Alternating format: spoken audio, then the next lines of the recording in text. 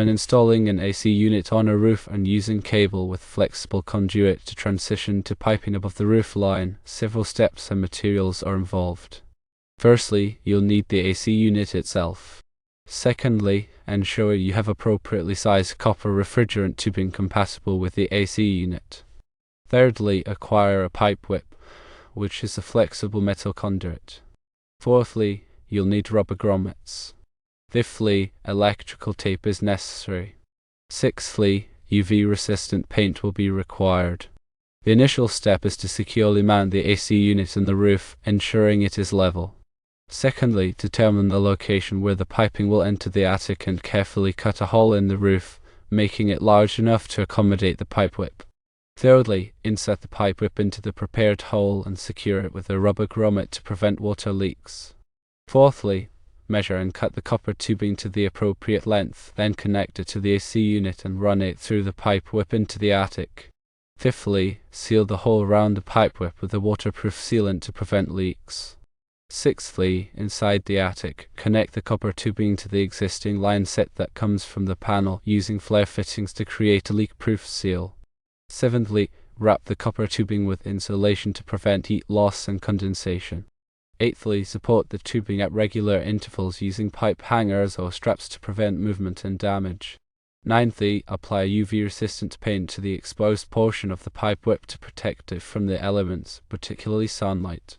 When considering the roof pitch, ensure the pipe whip has an appropriate radius to prevent kinking or damage to the tubing. It's also important to ensure that the pipe whip and tubing are accessible for future maintenance or repairs. Remember to follow all local building codes and manufacturers' guidelines regarding the installation of piping and electrical components in the roof. This includes proper grounding and bonding techniques, as well as using appropriately sized conductors for the AC unit's electrical requirements, as detailed in NEC Table 310.15b16 or similar tables depending on the specific code year and ampacity requirements.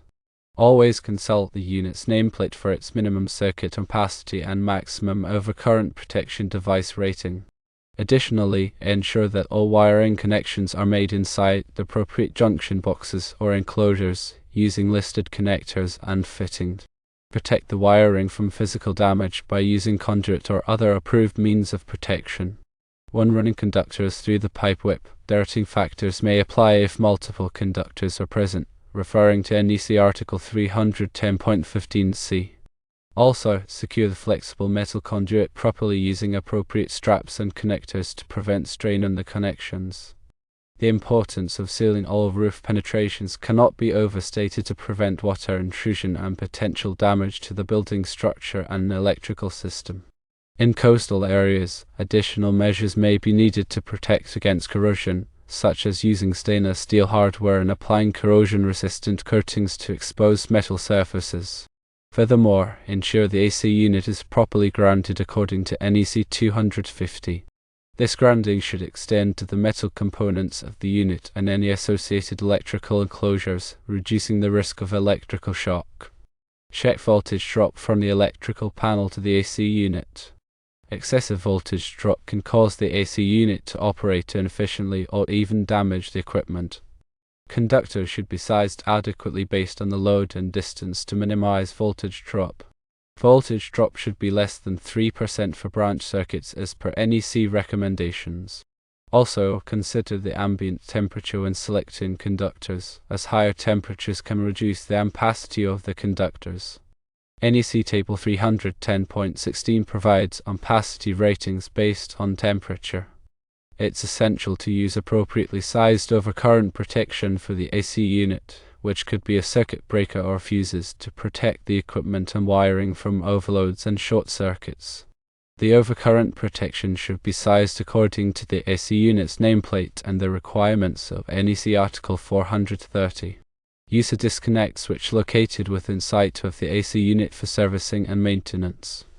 This disconnect should be readily accessible and capable of disconnecting all ungrounded conductors. Consider the placement of the disconnect switch to prevent accidental operation. Additionally, ensure that all electrical work is performed by qualified personnel who are familiar with the NEC and local building codes. A permit may be required for the electrical work, and an inspection may be necessary to ensure compliance with the codes. When selecting the flexible metal conduit, it should be listed and labeled for the intended use.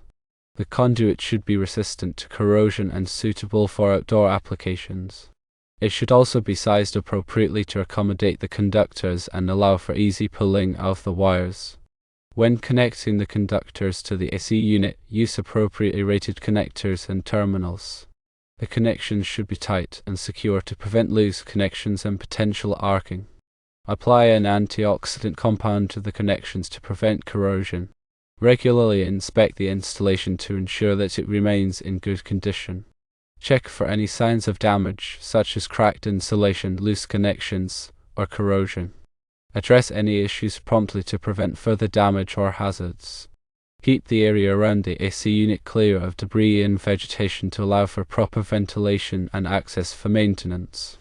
Ensure that the AC unit is properly maintained according to the manufacturer's recommendations. This includes cleaning the coils, checking the refrigerant charge, and lubricating the moving parts. Regularly replace the air filters to ensure that the AC unit operates efficiently. Also, consider the energy efficiency of the AC unit. Choose a unit with a high SAE rating to minimize energy consumption and reduce utility costs. A high SAE rating indicates better energy efficiency. Be aware of potential hazards associated with working on roofs, such as falls and electrical shock.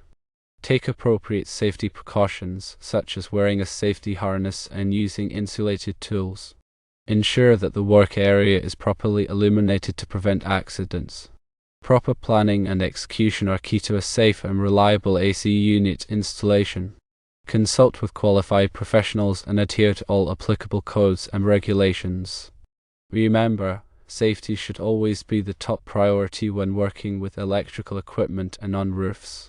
Double-check all connections and ensure everything is properly grounded before energizing the system.